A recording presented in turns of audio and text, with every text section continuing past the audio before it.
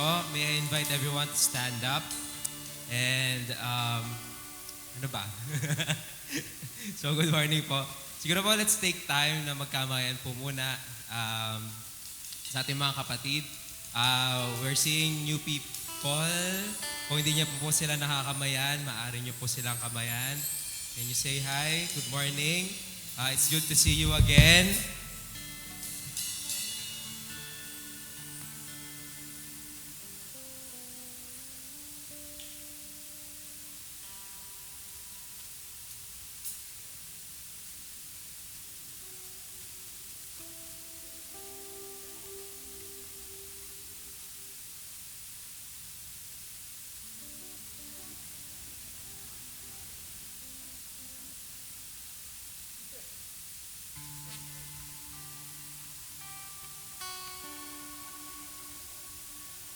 Morning, good morning.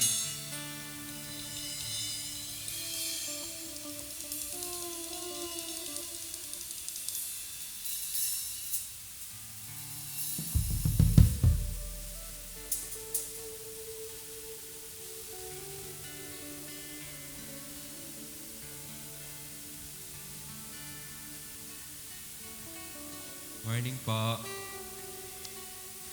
Here at Christ to the Philippines, Nagkarlan, we are here to experience Christ, engage people, explore nations, and expand churches. So, huwag na po natin patagalin. Let's start our program. Can I ask everyone to close their eyes and bow their heads? Let's open in prayer. We honor and we worship you, Father God, in the midst of us. Salamat, Panginoon, sa pagdadala sa amin dito sa bahay-sambahan. Thank you, God, for the people as well joining online. Salamat, Panginoon. We have this technology to really connect to one another. Salamat. Alam ko po, Lord, marami po pong paparating sa bahay-sambahan. Patuloy niyo po silang protektahan sa kanilang pagpunta rito. We pray, Father God, that continue to ready our hearts, our minds. We've been tackling about vulnerability for the past few weeks, and we will be going through this year. And we pray, Lord, that we open our hearts, maging vulnerable kami towards you, Panginoon. Bigyan niyo po kami ng willingness. May we trust in your word. May we trust in your grace, in your truth, Lord God. This moment, Lord, ma-experience namin yung peace coming from you. Hindi po kami ma-box lang, Panginoon, na kailangan namin gawin yung mga tasks namin today at this time. Na kailangan lang namin umattend, Panginoon, the Sunday service. Kailangan lang namin mag-join online kasi Sunday ngayon. Pero at this time, Panginoon, we just want to commit and surrender our lives to you. Maging submissive kami, Panginoon, to your word. And as we hear these words coming from you, may we not reject this of God. We just pray, Lord, that we openly receive it. Lakaran namin, Panginoon, yung kailangan naming lakaran. Give us that faith, increase our faith to obey. Though we don't know, Panginoon, yung details, O God, ng aming kailangan lakaran. But we trust and have faith in you, Lord God, to take that step, that leap of faith, Lord, na sundin ka, makasama ka, Lord God, in this journey. Thank you, God, for our church, for our community. Thank you, Lord, for joining us together. And alam po namin, Panginoon, we expect more of you, Father God. And feel free to change us and magkaroon kami ng joy, Lord God. Though it would be costly or painful on our end, but you showed us, Lord God, how you loved us. First, Lord, through the cross. Salamat, Lord, that 2,000 years ago, there's a man named Jesus who died for us. And salamat, God, for being the same God na nagmamahal, na the God who rescued us, na dapat kami yung maka-experience ng death, that eternal separation from you. But because of your love, we're here together to celebrate your goodness because you defeated the grave, you defeated death, and uh, it is our joy, Lord God, to celebrate you dahil muli kang nabuhay, Panginoon, on the third day. So, we want just to celebrate you, Father God, this time together. Mag-awitan kami ng may pusong may pusong nagpapasalamat, may kagalakan dahil may isa kaming Diyos na buhay na we're expecting, Lord, na ma-experience pa namin your good things. Lord, reset our minds. Maybe we have that time of refreshment, Panginoon, to each and every one of us. So, we're excited, Lord, and we commit and surrender to you this Sunday service. Sa'yo lamang po namin tinataas at ang papuri, pagsamba at pasalamat sa Panginoon na Jesus.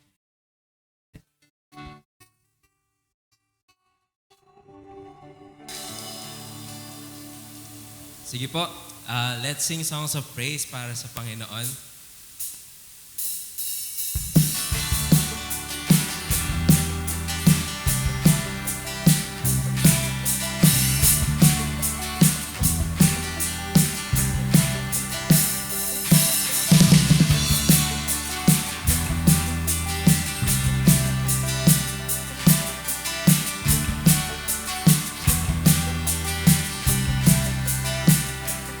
The whole earth overflowing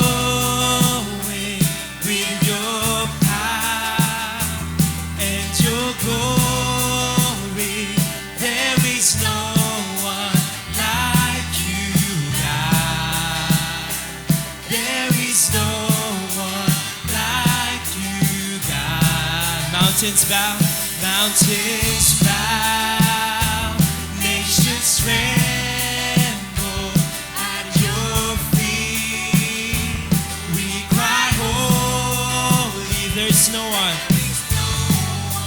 Like you, God. Amen. There's no one. There is no one like you, God. Let creation sing of the risen King.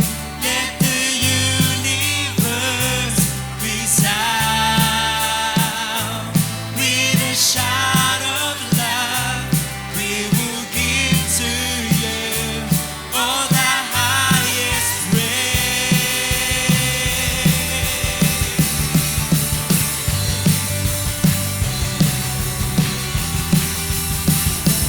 Let your light shine upon us. Let your light shine upon for the glory of your name will be over all the earth. Let creation sing of the risen King. Let the universe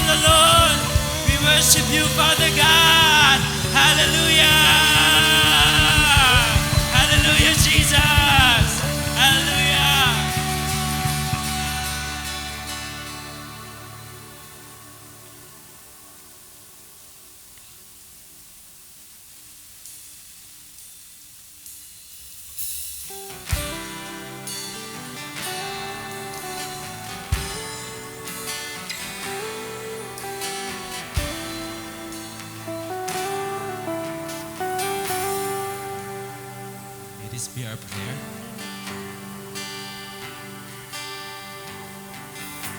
Savior of my soul,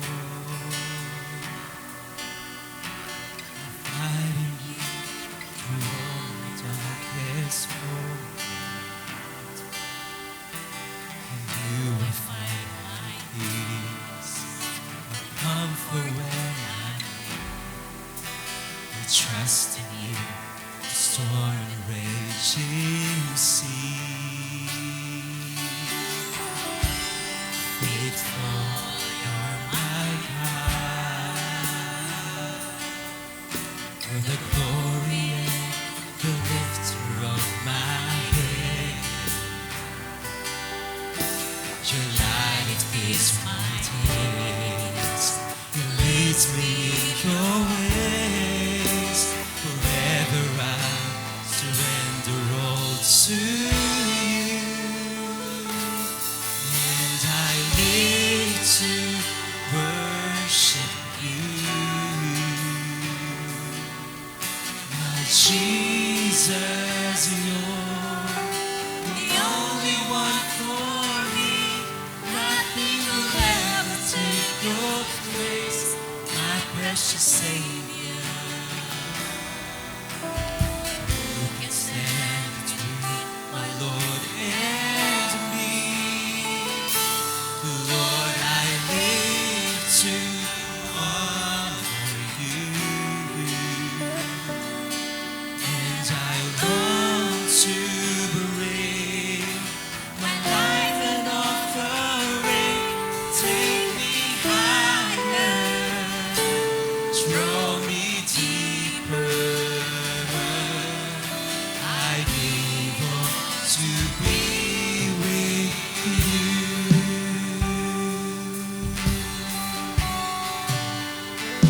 Savior, Savior of my soul, I confide in you. Control my darkest soul. In you I find my peace, my comfort when I trust in you, the storm and raging sea. Sing, you're faithful, faithful, you're my God. You're the glory and the lifter of my head. Your light, it fills my days. It leads me in your ways. Forever I surrender all to you. And I live to worship you. My Jesus, you're the only one for me. Nothing will ever take your place, my precious Savior. Who can stand between my Lord and me? Lord, I live to honor you, and I long, yes, God, my life an offering. Take me higher, draw me deeper. I give all to be with you. Let's sing faithful. Faithful, you're my God. You're the glory and the lifter of my head. Yes, you are, Lord. Your light, it fills my days. It leads me in your ways. Forever I surrender all to you. And I live to worship you. My Jesus, you're the only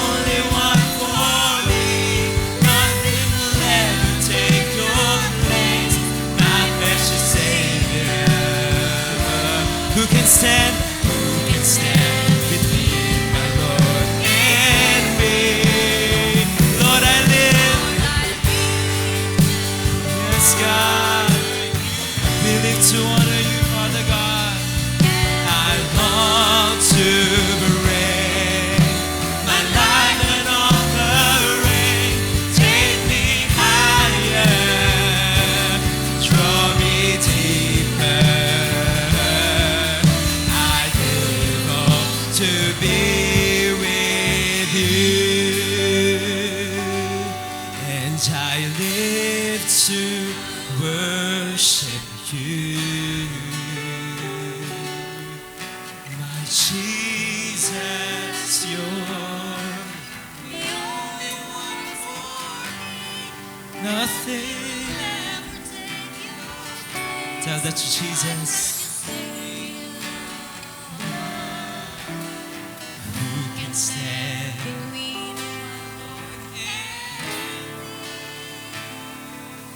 Lord, I live to honor you,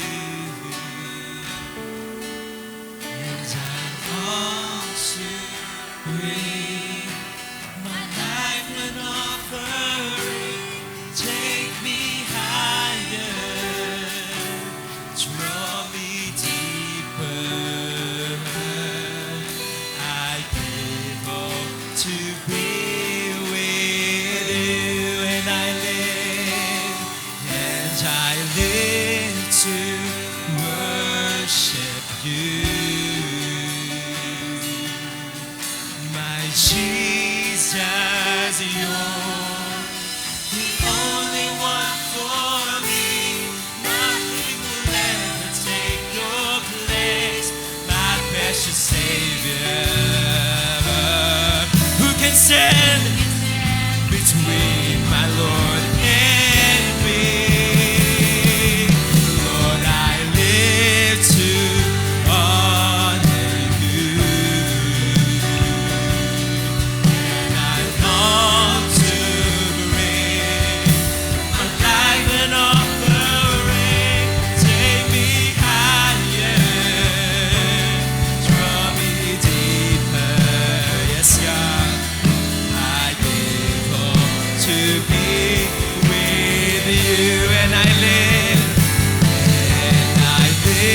to worship you. My Jesus, you're the only one for me. Yes, God, hear our praises. There's no one like you, Father God. This is our heart cries, Lord. Who can stand between my Lord and me? Lord, I live to honor you, and I long to bring my life an offering. Take me higher, draw me deeper.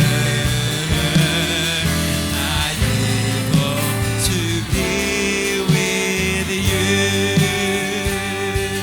Take me higher, draw me deeper. I give all to be with you. Take me higher, draw me deeper. I give all to be with you.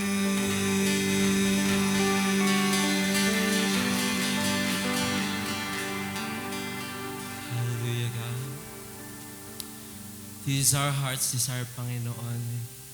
You know us, you see us through, Lord God, what's in our mind, what's in our hearts. And true to the song, Lord God, may we live to just worship you, to please you, Lord God. To be the only one na tinutugis namin, Lord God, in our pursuit, Lord. And I pray that will be everyone's heart's desire sa lahat na nakakarinig dito sa amin. Help us to be vulnerable upon you, Lord God. And search our hearts. Test and try our thoughts, Lord. And help us, Lord. Lead us to the path that you want us to take, Lord God. To you alone the praise, the glory, and the honor. We commit our lives to you. In the mighty name of Jesus we pray. Amen.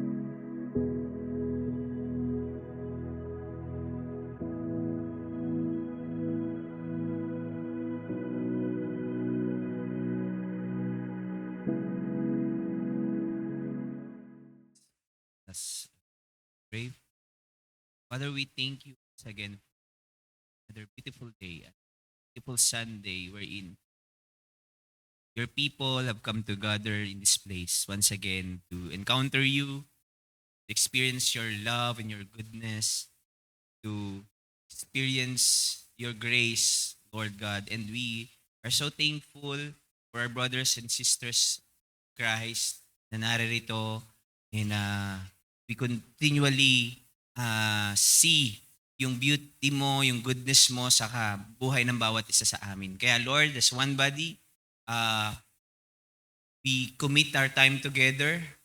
We have this posture of really opening our hearts and minds to hear from you, and not just to hear from you, to really receive and submit, to submit sa iyong mga salita ngayong umaga. Kaya Lord, um, cleanse our minds, cleanse our thoughts, cleanse our hearts, make it open and vulnerable to your word.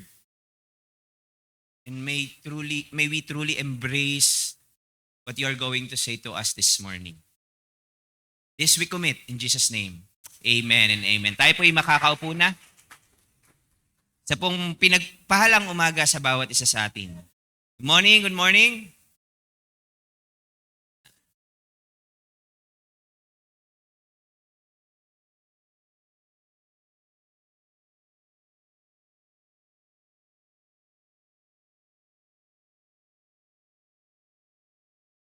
Connect ko po muna.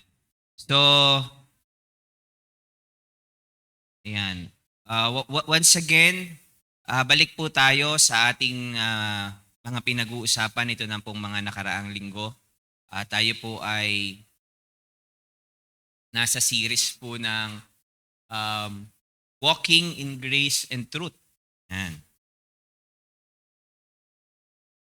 A journey of vulnerable discipleship. So, as disciples of Jesus, hindi po ganun kasimple na talagang lumakad sa grace and truth. I mean, in practicality. Lalo na po sa, di ba, ito struggle to ng mga ministers, mga pastors, and mga leaders. I don't know kung aamin kayo, ako vulnerable tayo dito. So, minsan, sabihin ng misis ko, mas gracious ako sa ibang tao kaysa sa kanya. Pero truthful naman ako sa kanya. Pero minsan, sa ibang tao, hindi ka truthful pero sobra-sobra yung grace mo sa kanila. O kaya, minsan sa loob ng bahay, talagang tama lahat ng sinasabi mo pero wala namang grace. So it's really hard to walk in grace and truth. Lalo na pag over-familiar na tayo sa bawat isa and we take for granted yung mga relationships na meron tayo. But the thing is, we have Jesus. Sabi ng salita ng Panginoon, in the beginning was the Word, and the Word was with God. And few verses later, it says, and the Word became flesh and dwelt among us. And Jesus said, we have seen His glory, the glory as of the only begotten Son, full of grace and truth. Once we truly encounter this man God who is full of grace and truth, we understand what it means. But to live it out is another thing. So, kung nasa atin na si Jesus, nasa atin na ang katotohanan at ang grace ng Panginoon. But we are mandated to live out kung anong meron na tayo. And that's why we really need to walk. Kaya ang tema natin is to walk. Kasi nandun na tayo. Sabi nga ni Pastor Voltaire, panindigan na natin. Lalakaran na natin. Lalakaran na natin to. And this is a journey of vulnerable discipleship. So, nasa warm up pa lang tayo ngayong January, actually. Wala pang ganong kalalim na usapan sa vulnerability. And titingnan pa natin yan along the way. I've been thinking about maybe we could study for the next series, the life of David. And let's see how vulnerable he is sa Lord, sa mga nakasama niya, sa kanyang mga naging kaibigan and yung iba pang details ng buhay niya. But next Sunday, we have a visitor. Tama? Hindi pala visitor. We have a hindi din guest speaker, kapamilya na lang. Alam mo naman natin, mga mentors natin kapamilya natin. So, to minister to us once again, at I don't know kung sino from Pastor JB or Pastor Benji. Parehas. O di ba, dalawa pa. So, ang mag-share sa atin ng word. So, usapang vulnerability. So, kailangan, alam naman natin, no? So, next Sunday ay meron po tayong bisita. Meron po dadating po ang ating mga kapatid from Living Waters Ministry. So, yung next topic po na after this will be tackled the Sunday after next Sunday. So, we were challenged for the past Sundays, and of course nun pong atin pong pinali noong December, na we are challenged to really pursue God na punong-puno ng grasya at ng katotohanan. So, paano? Ang challenge sa atin, paano tayo re-respond? Paano na tayo magre-respond dito sa panawagan na sumunod o tumugis kay Kristo? At pinag-uusapan na natin itong mga huling linggo na meron tayong pwedeng mag-response. It could be the easy way or the hard way.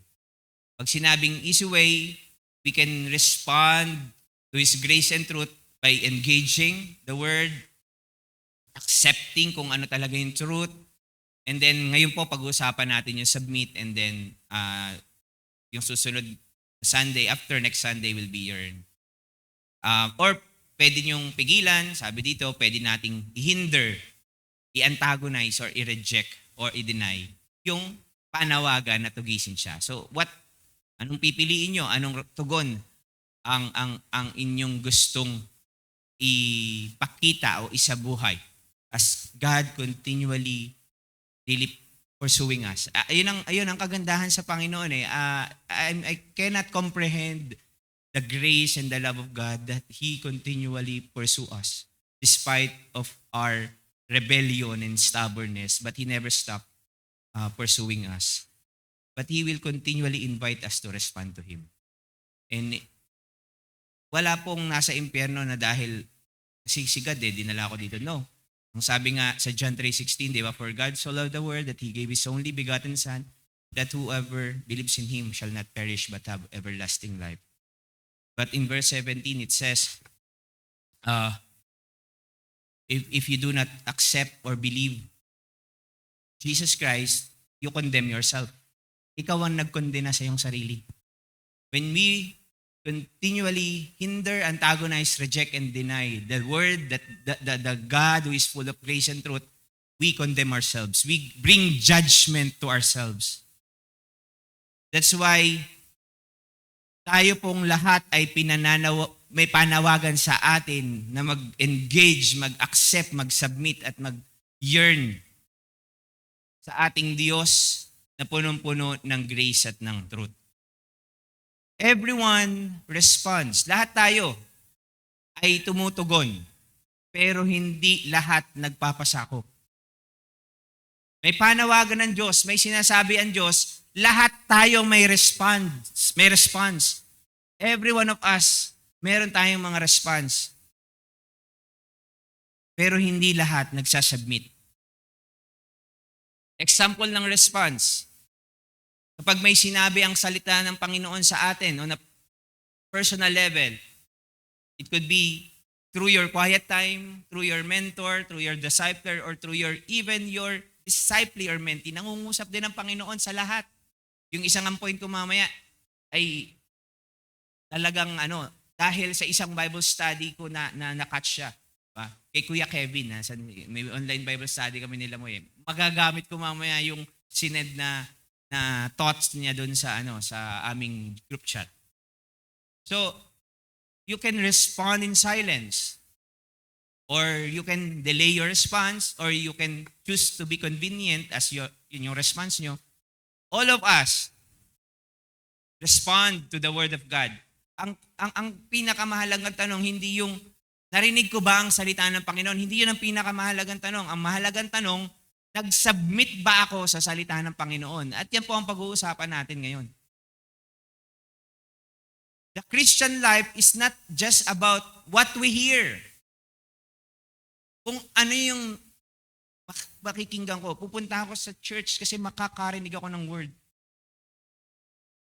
Pero hindi yun ang importante eh. Hindi yung narinig mo ba, kundi nag-respond ka ba in submission doon sa narinig mo.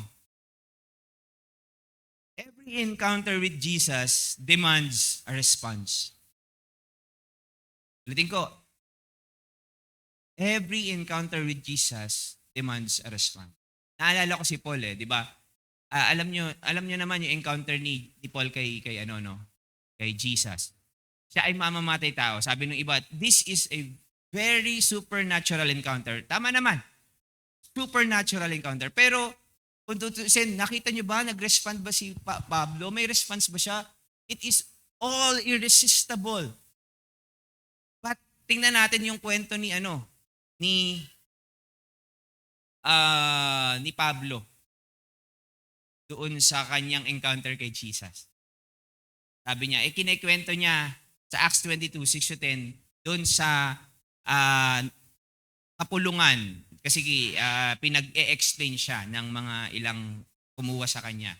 At ito yung kwento niya ng encounter niya kay Jesus. About noon, as I came near Damascus, suddenly a bright light from heaven flashed around me. I fell to the ground and heard a voice say to me, Saul, Saul, why do you persecute me? So narinig niya yung tinig ng Panginoon. And ano agad ang unang tugon niya? Who are you, Lord? Hindi lang ito tanong na, sino ka, Lord? Hindi siya curious na tanong. It is a confirmation and recognizing when he encountered Jesus Christ, he already recognized his lordship.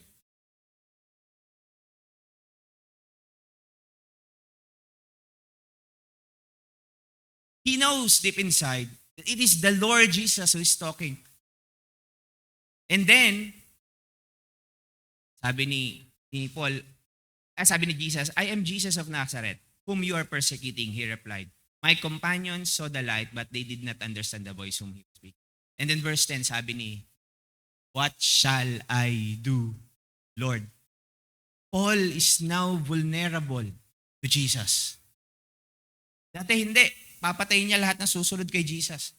And now, because of one great encounter with Christ, na-recognize niya yung lordship ni Jesus Christ. Who are you, Lord? And now, what is his response? This is, I am Jesus. At anong response ni Paul? What shall I do? He is ready to do what the master will be commanding him. Ano yung sasabihin? Kasi first, it is the recognition of who Jesus is. And then, after we recognize who Jesus is, Paul is saying, now, anong gusto mong gawin ko? Anong gusto mong gawin ko? Every encounter with Jesus demands a response. But everyone responds, but not everyone submits. Pag-uusapan po natin is yung pangatlong contrast, di ba? Yung matter of response, the easy way or the hard way, nasa S na tayo at nasa R. So pag-uusapan natin, are we going to submit to His word or are we going to reject His word? Simple lang yung mga passage po natin. Ito po'y galing pa rin dun sa mensahe na dinala ni Pastor Norman. The verse is, sa submission is, Lord, to whom shall we go? You have the words of eternal life. Si Peter po ang nagsabi nito. Wala yung word na submit dito, no? Pero tingnan natin, relax lang kayo. Reject. Will we submit, ang sabi, or will we reject? Do not merely listen to the word, do what it says, sabi ni James. Wala rin yung salitang reject dito. Relax pa rin kayo. Lalabas din yan mamaya. Okay. Bakit napakahalaga that we truly submit to His word? Ang text natin kanina, Saan pa kami pupunta? Sabi ni Peter, nasa iyo ang buhay, nasa iyo ang salita ng buhay. Context ng John chapter 6. Isa po ito sa pinaka-paborito ko at memorable sa akin dahil ito yung chapter na first time, nung first time kong magkaroon ng one-to-one Bible study with my mentor, disciples from Lami, ay ito yung aming first Bible study or quiet time together. And sa John chapter 6, makikita doon na si Jesus, tumakas sa tubig and blah blah. And nagpakain din siya ng 5,000 na katao. Nagpakain siya ng libu-libong mga tao. At pagkatapos niyang pakainin yung libu-libong mga tao, nagpunta siya sa another side of the lake. So, for sure, nagbangka. Tapos na-discover ng mga libu-libong mga tao na wala si Jesus doon. So nag-effort itong mga taong ito just to follow Jesus. Pero inyo, ilan sila tapos magbabangka pa sila. Grabe yung effort ng mga tao just to follow Jesus. Pero, kinonfront agad sila ni Jesus. Sabi ni Jesus, I say to you, you are seeking me not because you saw signs and wonders. You are seeking me because you ate the loaves and were satisfied. Yan. Si Jesus, out of His compassion, kitang-kita niya yung hirap ng mga tao at gutom ng mga tao. Talagang punong-puno siya ng pag-ibig at habag sa mga tao, pinakain niya. Pero si Jesus, He is not after a crowd. Kasi sumunod yung mga tao hindi dahil sa Kanya, kundi dahil doon sa pinakain niya. So, pero dahil si Jesus ay punong-puno ng grace at punong-puno din siya ng truth, kinonfront niya kagad yung mga tao. Sumusunod lang kayo sa akin, hindi dahil sa akin. Hindi dahil na-recognize nyo kung sino ako. Yun yung ibig sabihin na because you saw sign and wonders. Pinapakita niya kung sino siya eh. Kaya lang hindi siya after hindi sila after kay Jesus. After sila dun sa benepisyo na pinakita o na experience nila. So, anong nangyari? Kinonfront agad sila ni Jesus ng truth. I say to you, sabi ni Jesus, do not work for the food that perishes. Work for the food that does not spoil, yung hindi na nasisira. Temporary lang kasi ang hinahanap nila eh. So, sabi ng mga tao, what must we do? Gusto namin gusto na at what must we do para makuha itong tinapay? Kasi isinasabi ni Jesus, I can give you the food that does not spoil. Kasi so sabi niya, ang sabi ni Jesus, this is the work of God that you believe in the one whom He has sent. Pinapakita na ni Jesus, I am the bread of life. And then di ba alam natin sa John 6, lagi natin ginagamit siya sa communion. Whoever eats my flesh and drinks my blood has life, has eternal life. But whoever does not drink or does not eat my bread and drink my blood has no life. So, ang punto, if you truly reject or hinder, antagonize, and reject the truth, you have no life in you. But if you engage, you accept, and you submit to the word, then, if you really acknowledge and submit to kung sino ako, ang problema ganito, ano tanong nangyayari? Nagkakagulo na yung, nagmumurmur na yung mga leaders, mga teachers of the laws, and Pharisees. He's saying, siya daw, sabi niya, siya daw ang bread of life. That He came down from heaven like the manna. Alam na nung mga teacher of the law yung sinasabi ni Jesus. Pinasabi ni Jesus, I am the Messiah, I am God. And they don't want to accept it. Tapos ano nangyari? Sabi nung napakadaming sumusunod sa Kanya. this is a hard teaching. Who can accept it? And then, isang paborito kong verse, John 6:66. Kung ang sa ulo nyo lang po ay Genesis 1:1 at John 3:16, dagdag nyo na po yung John 6:66. 6:66. Madali yun sa uluhin. Kasi John 6:66, diba? Of the devil daw yun eh. Pero tingnan nyo yung laman. Ang sabi sa John 6:66, many of his disciples no longer followed him. Bakit? Hindi nila kayang mag-submit sa sinasabi ni Jesus. Tapos anong sabi ni Jesus? Kayo, mga disipulo, kayong 12. Kayong 12. Gusto niyo rin bang umalis? Ang sabi ni Peter. Ano sabi ni Peter? Lord, saan pa kami pupunta? You have the words of eternal life. Pero may sinabi pa diyan si Judas. Si Peter si Jesus kay Judas. Yung sa huling verse, ang sabi, then Jesus replied, have I not chosen you, the 12? Yet one of you is the devil. Nag-remain pa yung isang demonyo. Hindi lahat umalis. Pero mamaya natin pag-uusapan si Judas. Park lang kayo dyan, park lang. Meron niya, set up yan, set up. Kagabi kasi may mga pumunta sa bahay. So, praise the Lord. Gusto daw nila makapag-fellowship, pero hindi, gusto ko Bible study. Kaya, open po ang bahay namin. Anytime kung gusto nyong magpa-Bible study, pagdadala lang kayong pagkain. Pero nakakatawa na if someone wants to hear the word of God, diba? So, maganda po yun. So, pero ito, pag-usapan natin mamaya sa huli si Judas.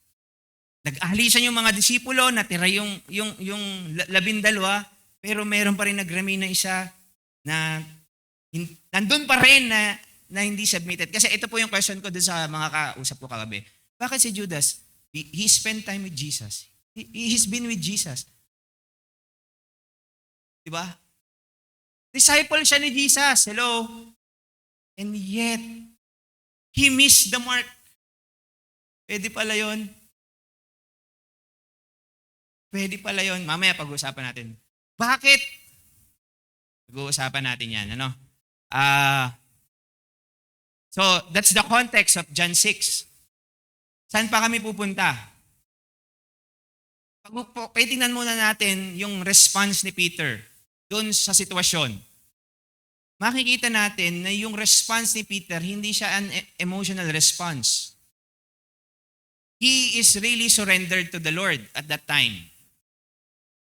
Because the Spirit of God is working dun sa life ni Peter. And sabi nga, you have the words of eternal life, saan pa kami pupunta? So, the rest, nag-alisan,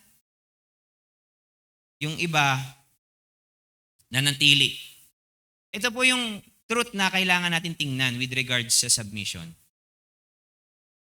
Submission ay hindi siya yung kailangan alam na natin ang lahat o nauunawaan natin lahat kaya tayo susunod.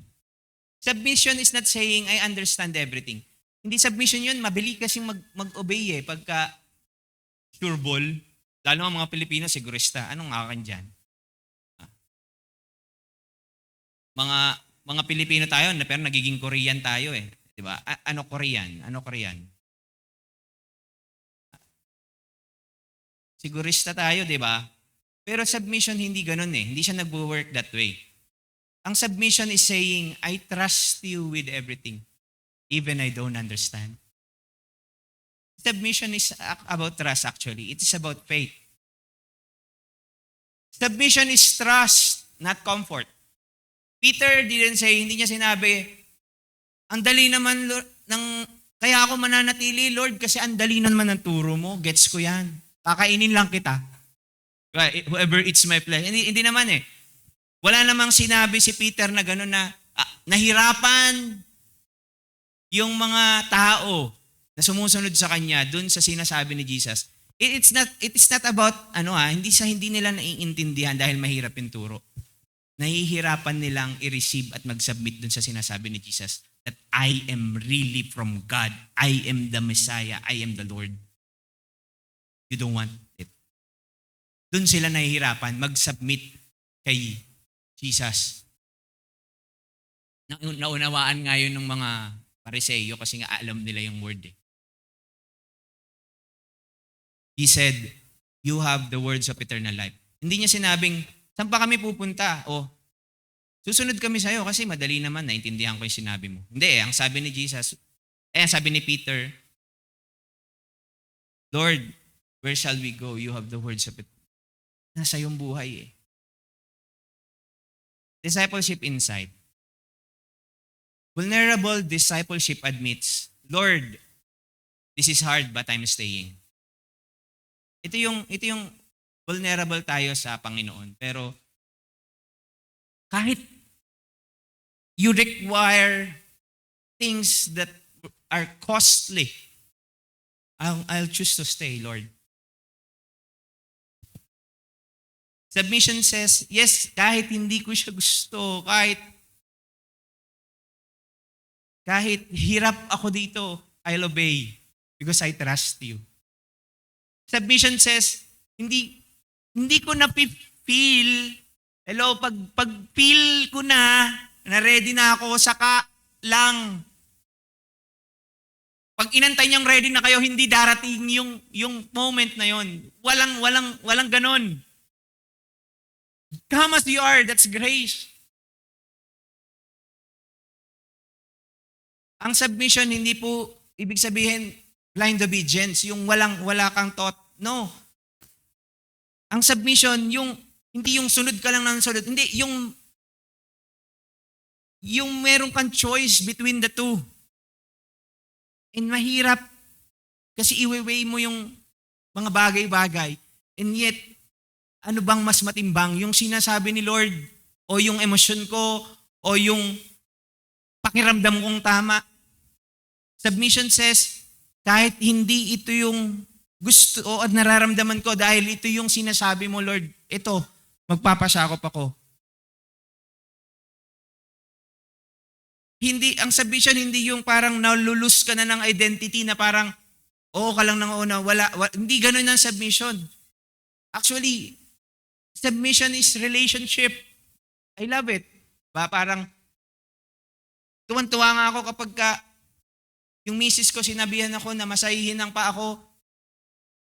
Kahit hirap siya, ayaw niya talaga yon, pero gagawin niya. That's submission. I love it.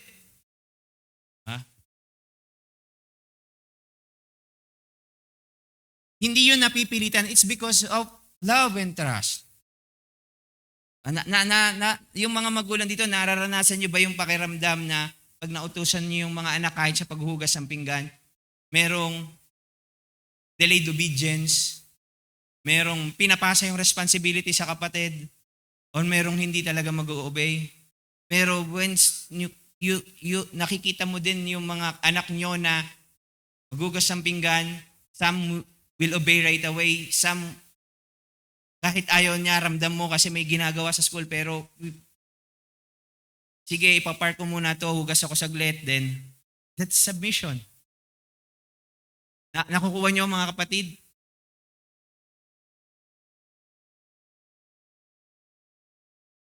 Submission is obedience even when it is hard. Alam niyo po ba, magme-make sense lang po talaga ang salita ng Diyos. Hindi kapag kadami yung sa ulo o pag ang dami nating pinag-aaralan. Magme-make sense lang ang salita ng Diyos once na yung buhay pinrest kayo against the wall. Once may nakaranas kayo ng heartbreak, ng loss, ng pain, ng challenges, ng problems, ng sabihin na nating invitation. So, magbe-make sense lang yun kapag when life presses us. So, but submission is about trust even you don't fully understand. Submission is about trust even you don't fully understand. Ako po, gusto ko lang pong sabihin ito sa inyo bilang leader po ng church na to. The authority that I have with you is only the authority of the word. Wala po akong authority over you. The only authority na meron ako is kung ito ay galing sa salita ng Panginoon. And you have this freedom not to submit to me or to us, pastors, if ang aming pinagsasasabi ay hindi galing sa salita ng Panginoon. I don't have any authority except the authority of the Word of God. And if I speak with authority that is coming from the Word of God, it is not I, but it is God's Word. So, submission is not blind obedience. It's about trust. Trusting the Word of God, being vulnerable and open to what the Word of God is saying. Kaya ang hirap minsan kumonek sa tao. Hindi dahil hindi man tayo ganong, tanggapin na natin, lahat tayo ay mga Kristiyano na, lahat tayo ay nasa Panginoon. Pero bakit minsan ang hirap nating mag-connect? It is our level and understanding and our vulnerability or openness to the Word of God. Do we see, are we on the same page pagdating sa salita ng Panginoon? Kaya if you don't study God's Word, hindi nyo alam kapag ang pinagsasasabi ko dito ay hindi nagaling sa akin. That's why kami po, tinuturo namin sa inyo, huwag kayong maniwala lahat sa sinasabi namin. Tumingin kayo sa salita ng Panginoon. Dahil kami, fallible kami. Pwede kami magkamali. Pero ang salita ng Panginoon, never na magkakamali. So, submission, yung totoong submission po, nagli-lead siya sa totoong transformation. Makikita niyo po yung mga tao talaga na nagmamature. Hindi dahil sa meron mga tao hindi naman sa magagaling sila or academic sila or they are just submissive. Even they don't understand. Ito yung maganda sa grace and truth eh. Yung grace will invite us to come as we are. But truth calls us to surrender who we were. Alam, ang ganda po ng ang ganda ng karakter ng Panginoon. He is full of grace and truth. Kahit ano pa yung background natin, kahit ano pa yung kasalanan natin in the past, come as you are. Kaya lang, because He is full of truth, hindi lang grace, ang sinasabi ng katotohanan, yes, come as you are, pero isurrender mo yung dati mo. Hindi kayang palitan ng Diyos yung ayaw mo pang pa rin. And that's surrender. Yun yung ibig sabihin ng surrender. Kailangan mong hubarin yung luma. Lord, I come as I am. Pero hindi pa rin ako nagbabago. Hubarin mo muna, hindi ko mapalitan ng damit eh. Hindi ko mapalitan yung bago mong damit. Sabi nyo nga sa mga katabi nyo, surrender ka na ba? Surrender mo na yan.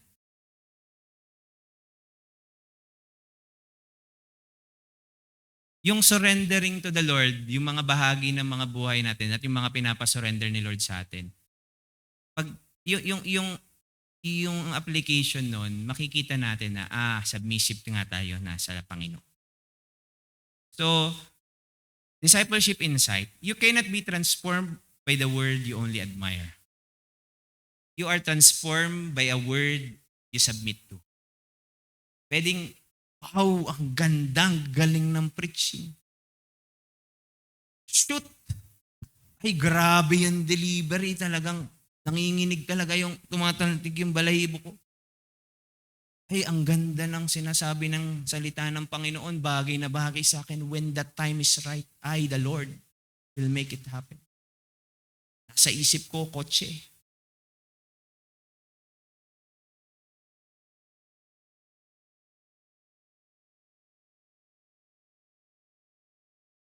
Hindi tayo tinawag ng Diyos para i-admire ang kanyang salita.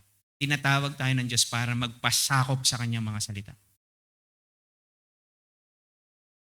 Kaya ang sabi ni Peter, saan pa kami pupunta?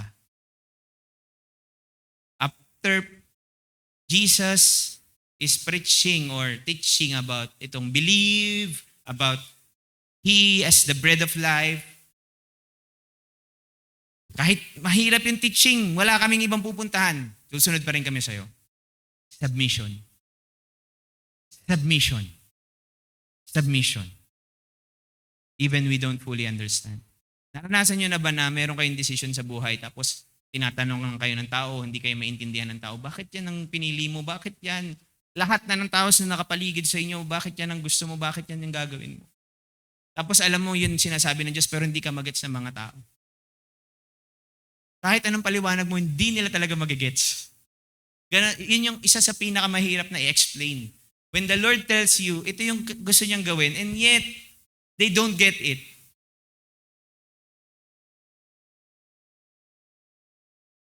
Majority ito yung sinasabi, pero ang sinasabi ng Lord ito, at ito talaga yung maliwanag na sinasabing standard ng Panginoon. Mape-pressure ka ba sa sitwasyon, sa mga tao na nakapaligid sa'yo, o magsasubmit ka sa salita ng Panginoon? That's the true test of Lordship. Lordship is not your attendance. It's not your, being quote-unquote active. It's when real testing comes that you really need to choose between God's Word and ano yung sinasabi ng mga tao, ng emosyon, o ng sitwasyon, o ano yung mga pangangailangan. So, like Peter and the rest of the other disciples, they were submitted to Jesus even they don't understand fully. Pero meron tayong tinatawag na another response to reject the Word of God. Sabi sa James 1:22, do not merely listen to the Word, do what it says. Pag sinabing reject, ito ibig sabihin, i-refuse mo, i-resist mo, o i-disregard mo. Hindi mo siya pansinin. Wala lang siya. Ito yung challenge sa rejection eh. Once you reject, ang nire-reject mo hindi yung sinasabi, it's yung authority ng nagsabi.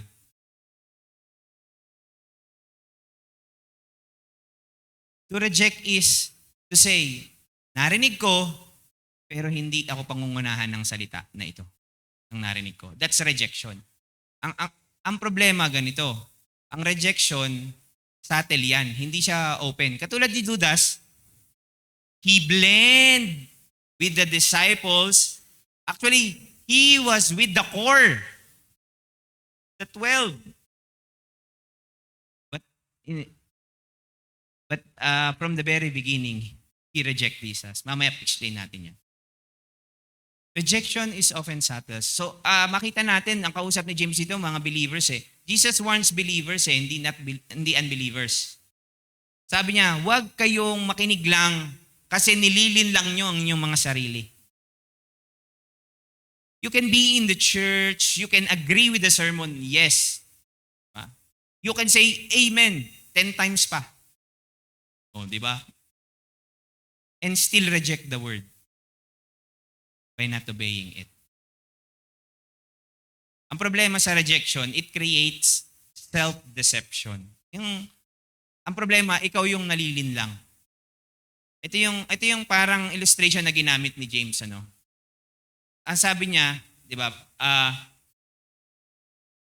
do not merely listen and so you deceive yourself. Para daw siyang isang tao hulok sa the mirror, nakita mo yung sarili mo sa salamin, alam mo naman kung ano yung kailangan mong baguhin, kita mo siya eh. So every Sunday, para kayong tumitingin sa salamin kapag ka nakikinig kayo ng salita ng Panginoon. Dapat ganun po yung Huwag niyo akong tingnan, tumingin kayo sa salamin. At once na yung salita ng Lord ay parang salamin, makikita mo yung sarili mo. Alam mo kung may pimples ka dito, ba? Alam mo kung may muta ka pa dito. Pero ang problema sa rejection, nakita mo siya, pero hindi mo tinanggal, wala kang ginawa, wala kang pake. Sanabi ng salita ng Diyos, magpatawad ka. Pagtingin mo sa salamin, magpatawad ka, ay ayaw ko pa rin. It's rejecting the Word of God. Ito yung realidad mga kapatid. tayo pong mga tao, especially sa atin, mga Kristiyano, gusto natin yung reflection. Yung mapapapikit ka ng matagal. Tapos ang sarap ng music. Ako, I love that. I love it when we worship the Lord. Kanina, that creation sing of the risen King. Ang sarap. But, reflection, hindi yun yung main thing. We reflect so that we know when it is time to repent.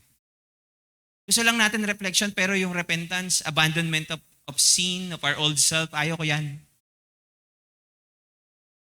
Gusto natin inspiration. Dapat maraming jokes yung preaching para nakakagising naman.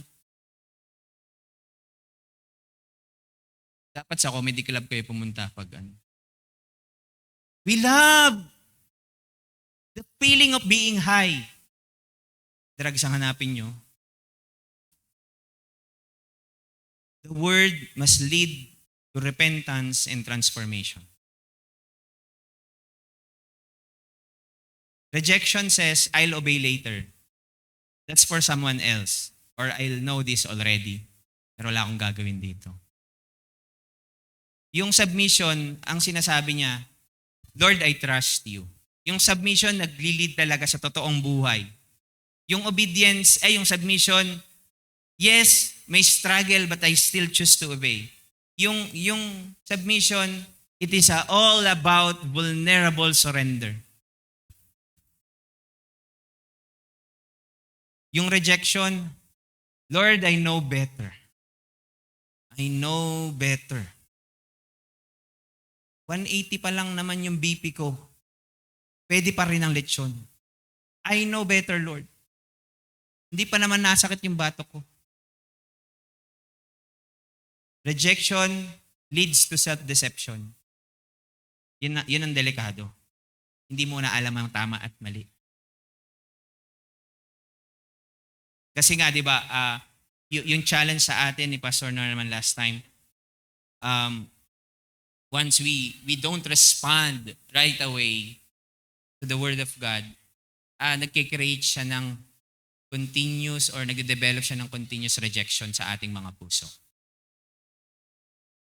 And by God's grace na lang ng Lord talaga na kahit sobrang kalyo na ng puso natin, niligtas pa rin tayo. Pero ang problema, sabi sa Romans 1, pagka talagang ginusto nyo yan, may verse kasi sa Romans 1 na God gave them up yung binigay na talaga ng Diyos sa kanilang mga passions of the, nakakatakot yun mga kapatid. Judgment na yun ng Panginoon. Hindi pa nangyayari yung impyerno, ginave up na kayo ng Lord dahil ayaw nyo talaga. Knowledge, rejection is marami na kayong alam pero wala pa rin nangyayari. Rejection is comfortable religion. A call to vulnerable discipleship. Where is God asking me to submit, not just agree? Kahit anong ganda ng ating message at mag-agree kayo sa message, it doesn't matter. The real question is, will you submit to the word? Hindi sa amin hindi sa lahat na magpre-preach, kundi sa word. What word have I been hearing about but not obeying? Am I following Jesus for comfort or for transformation? Ngayon, punta tayo. Sabi ko, may tanong ako, bakit si Judas? He's been with Jesus. The best mentor, the best discipler, and still his heart was not changed. Yan yung tanong ko dun kasi sa mga nasa bahay kagabi. Ang usapan dito, hindi tayo kung gaano kadalas nag-meet. Hindi lahat ng nakikipag-meet talagang submissive. It's not about that. It's not about the frequency of our meetings. Ito mahalaga yun, spending time. Pero si Judas, he spent time with Jesus. Nag-minister pa nga siya alam niyo ba yun? Nagpapalayas din siya ng mga demonyo. Kasama siya dun sa sinent out ni Jesus 2x2. Tapos tuwan-tuwa sila, nakakapaghilis sila ng may sakit, nakakapagpalayas sila ng demonyo. Hindi pala lahat na nagpapalayas ng demonyo, talagang disipulo ni... may Judas din He's been with Jesus. And yet, his heart were not transformed. He walked with Jesus. He heard his teachings. Diba? Kami siguro ni Pastor, palyado ang mga turo namin. Pero si Jesus, imagine niyo yung Sermon of the Mount, siguro imagine niyo na lang kung anong klaseng preacher si Jesus. Song leader pa yun, nagkakanta rin siya. May verse din na he sing with this. Ni-imagine ko nga yung boses ni Jesus eh. Gaano kaya kaganda? Makakatulad ni Kuya Moy, no? Tapos natatatalon din, no? Malikot din, no? So, I don't know, we can only imagine. Kasi babalik na rin yan dito.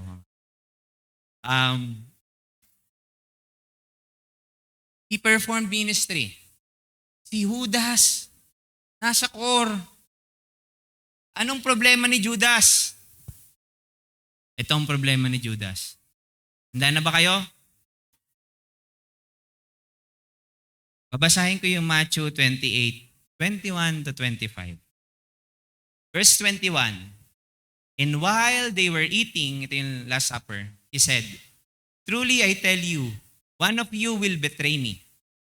They were very sad and began to say to him, one after the other. Sabi ng mga disciples ganito, surely you don't mean me, Lord? Sinabi nila, siguro hindi naman ako, no? Lord, ako ba yun? Diba? Imagine niyo, di ba? Yung mga disciple ni Pastor, sasabihin ni Pastor, sigurado isa sa inyo, ibebetray ako. Tapos isa-isa, ako ba yun, Pastor? Ako ba yun? Ha? Tapos Jesus replied, the one who will dip his hand into the bowl with me will betray me. The Son of Man will go just as it is written about him. But woe to that man who betrays the Son of Man. It would be better for him if he had not been born. Verse 20, take note. Then Judas, nagsalita si Judas, the one who would betray him. Ito yung sinabi ni Judas, said, surely, you don't mean me, Rabbi? Jesus answered, you have said so. Anong sabi ng mga disciples? Surely, you don't mean me, Lord? Surely you don't mean me, Rabbi? Judas never addressed Jesus as Lord in the Gospels. Never. Wala kayong makikitang tinawag ni Judas si Jesus na Lord. From the very beginning, he don't recognize the Lordship of Christ. Never. Never niyang nakita si Jesus as for who he is. Or he don't want to accept Jesus as Lord. He blended with the disciples, but he is not really a disciple of Jesus. Yung Matthew 26:49, ito na yung pinagkanulo ni Judas si Jesus with a kiss, yung hinalikan niya si Jesus. At ang sabi niya, greetings. Again, Rabbi. Rabbi shows respect but not submission. Nirespeto niya si Jesus, but not as for who he is. Again, when we reject God's word, we reject not the word, but the authority na meron yung salita ng Diyos at kung kanino galing yung salita. Judas kissed Jesus and called him Rabbi, but never bowed to him as Lord. Never. But he blended with the crowd. He blended with the disciples. He's with Jesus. He performed ministry. Alam niya ang mga tinuturo ni Jesus. And yet, he never surrendered to the Lordship of Christ. It is possible to spend time with Jesus. It is possible to spend time with your disciple maker over and over again, kahit araw-araw pa yan, and he still refuses to bow down to the Lordship of Jesus Christ.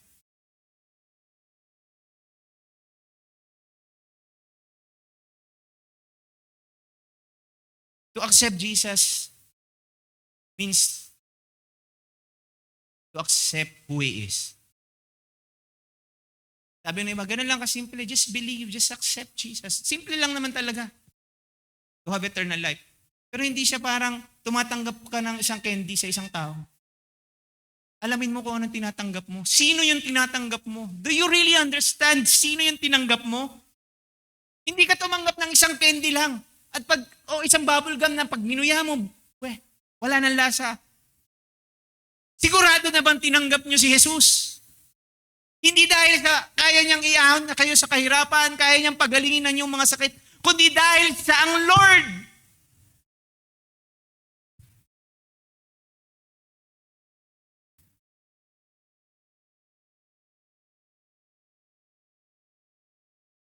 I don't usually teach obedience. Literally, technically, I teach people Jesus is Lord. If you truly understand that Jesus is Lord, obedience is easy. Because you truly understand who He is. You truly accepted who He is. Ano yung kaibahan ni Judas sa mga disciples? Pare-parehas silang palpak. Yun lang mga disciples, ito yung kaibahan nila kay Judas. Kahit takot na sila doon kahit merong sitwasyon at anong tawag doon, yung bagyo. They call on to Jesus. Sabi nila, Lord, save us. They recognize the Lord. Lord, hindi ko kaya. Lord, hindi rabbi, hindi good teacher. Sabi ni Peter, sino ako? Ba? Ikaw, Peter, who do you say that I am? Sabi ni Peter, you are the Christ, the Son of the living God. He is the Christ. Di ba napakaganda ng ating Panginoon na napako siya sa cross? Na sino bang Diyos ang bababa para sa atin? Hindi ba?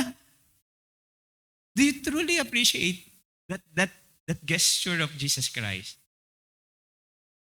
Gusto ko si Jesus kasi kailangan ko ng ticket papuntang langit, ayoko sa impyerno. Hindi ticket si Jesus. He is Lord.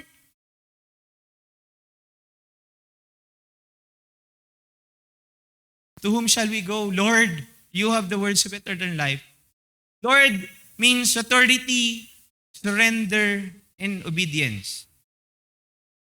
And this is the invitation for all of us. Submission is not about perfection.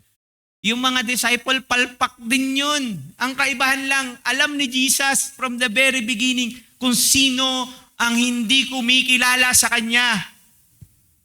Hello, pagkilala. He never nakinilala ni Judas si Jesus bilang Panginoon.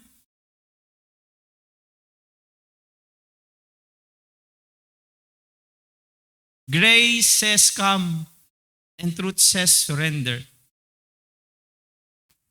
Yun ang maganda sa ating Panginoong Jesus. He is our friend but He is also our master. He is our loving master. Hindi siya katulad ng master natin sa mundong ito na hindi perfect. Hindi si Jesus parang power trip. Hindi siya ganon. Sino bang master ang mamamatay para sa'yo? Pagka nga sa mundong to, pag di ka na nakapag-perform, alisin ka na. Pero si Jesus, yung kahit walang silbi, just come to me. Tatanggapin kita. At hubarin mo yung luma mong pagkatao. That means surrender.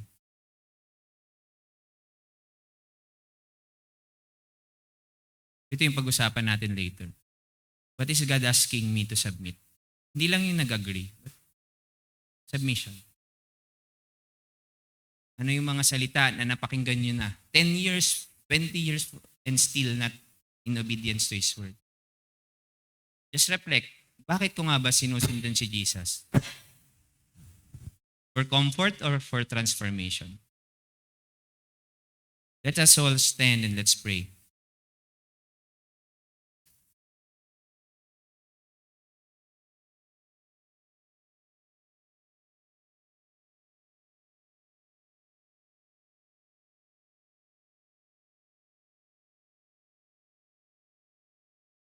Madalas sinasabi natin sa ating evangelism, tanggapin mo lang si Kristo. bilang Panginoon at tagapagligtas. Saka na sa langit. Sure, I don't have anything against that nating approach. But what we really need to ask is, ano nga ba yung tatanggapin ko? Hindi siya yung question na tinanggap ko ba?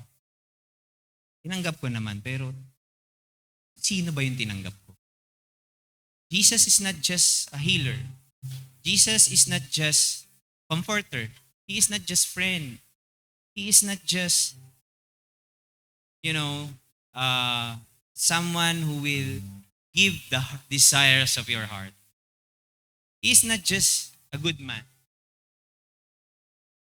Sabi ng salita ng Diyos, in the beginning was the Word, and the Word was with God, and the Word was God. He is God. Do you tremble sa presensya ng Panginoon? During your quiet times, do we tremble when we experience the presence of God? When you pray, nanginginig ba tayo hindi dahil sa takot, kundi sa awe and adoration dun sa presensya ng Panginoon? Do we bow to His Lordship? Nag-struggle ba tayo? Yung ba parang, sinasali ba natin siya sa ating mga desisyon? Jesus is Lord, mga kapatid. And hindi yun nagbago ever since. You're not the Lord of your life. Walang pastor ang Panginoon. No one. Jesus is Lord.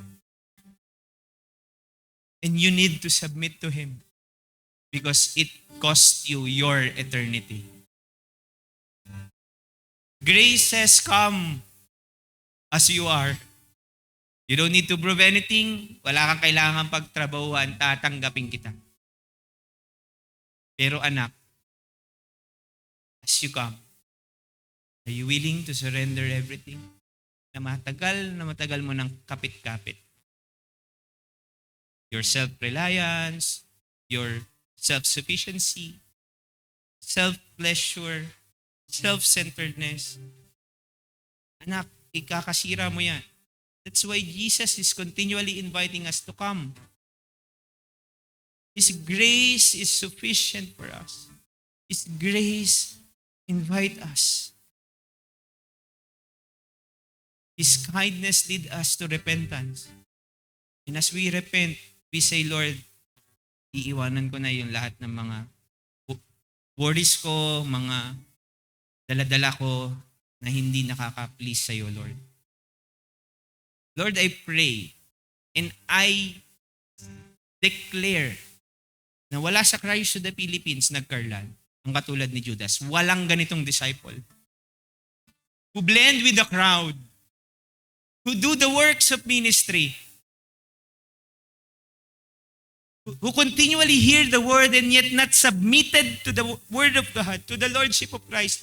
Lord, don't allow na meron kahit isa sa amin ang maging katulad ni Judas. Okay lang, Lord, maging katulad kami ng mga ibang disciples. Yes, pumapalpak, sumesemplang, pero we recognize that you are Lord at tulungan mo kami. Magpapabago kami at mag-o-obey kami at magsasubmit kami sa iyong mga salita. We don't want to reject your word. Help us. And it is only possible through the help of your Holy Spirit. In John chapter 20, semplang ang maraming mga disipulo.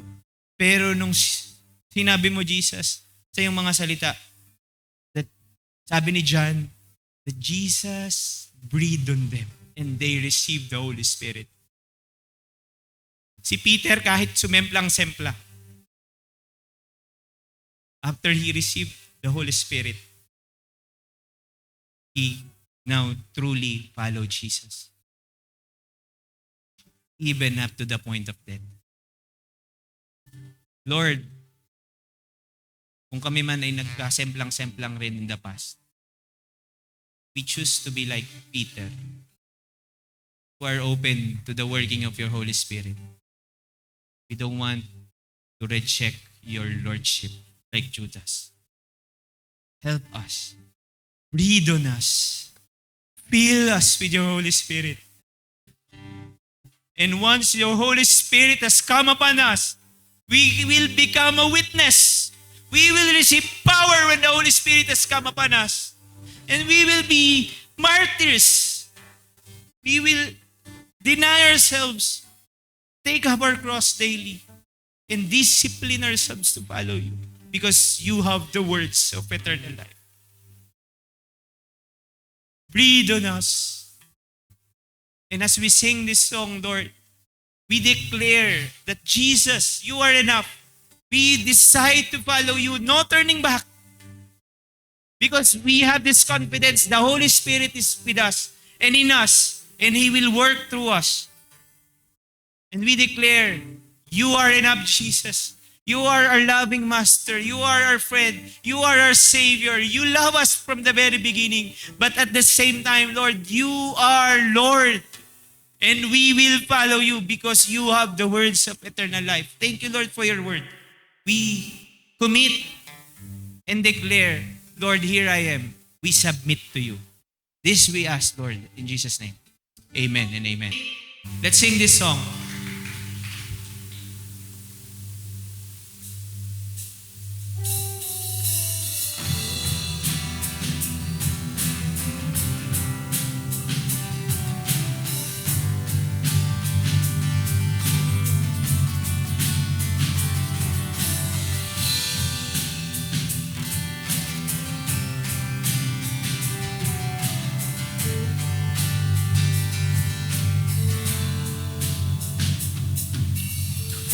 Christ is my reward, all of my devotion.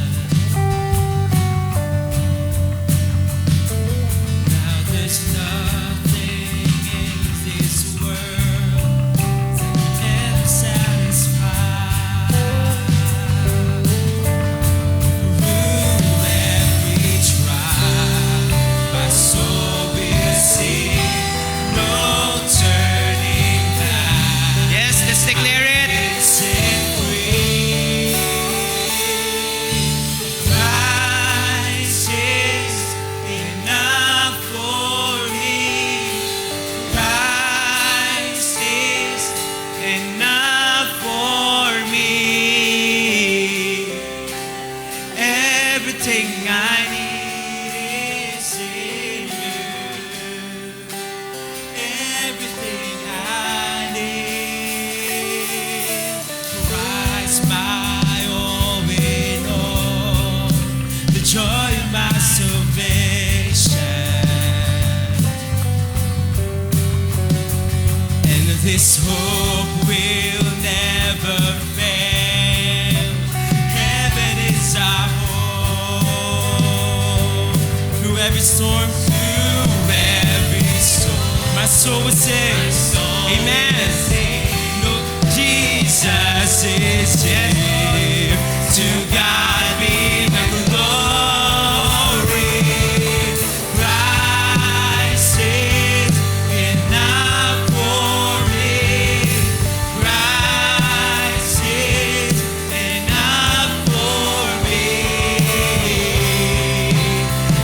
Everything I need is in you. Everything I need. See, Christ is enough. Christ is enough for me. Christ is enough for me. Everything I need is in you. Everything I need.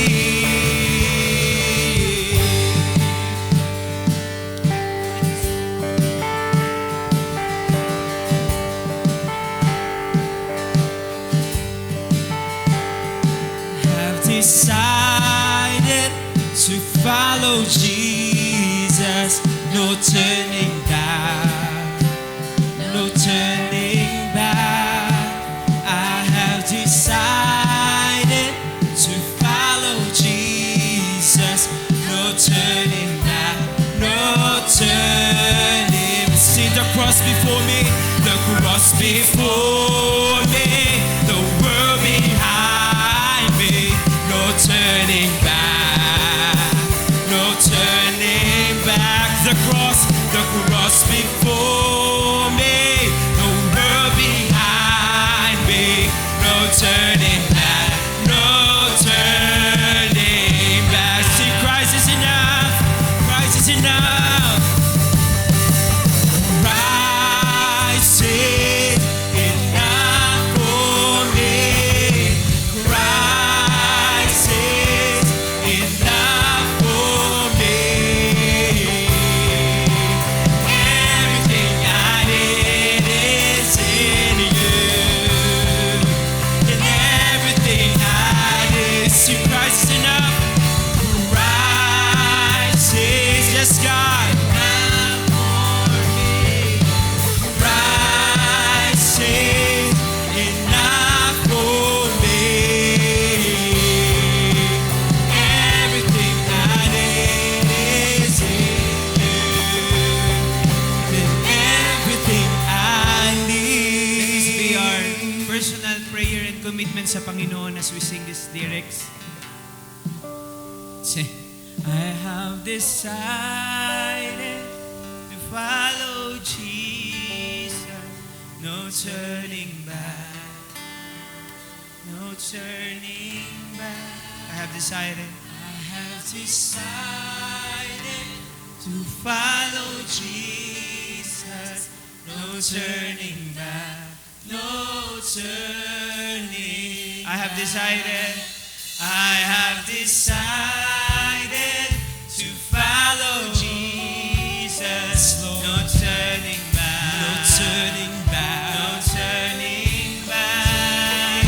I have decided to follow Jesus, no turning back, no turning. The cross before me, the cross before me, the world behind me, no turning back, no turning back.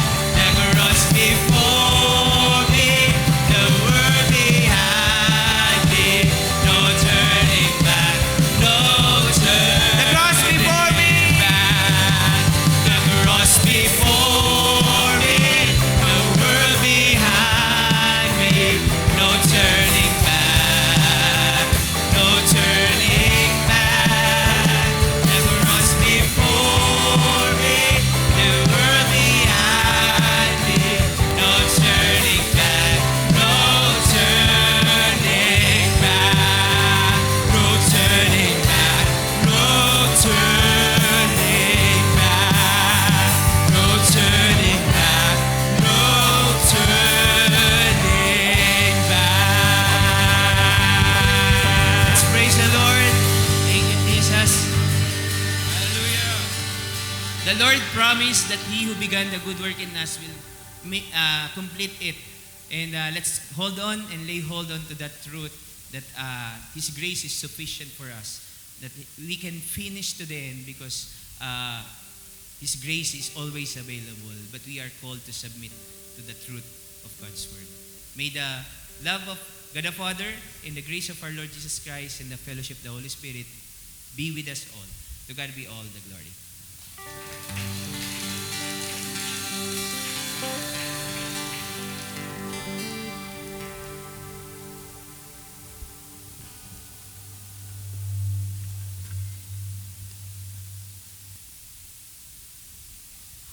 Praise.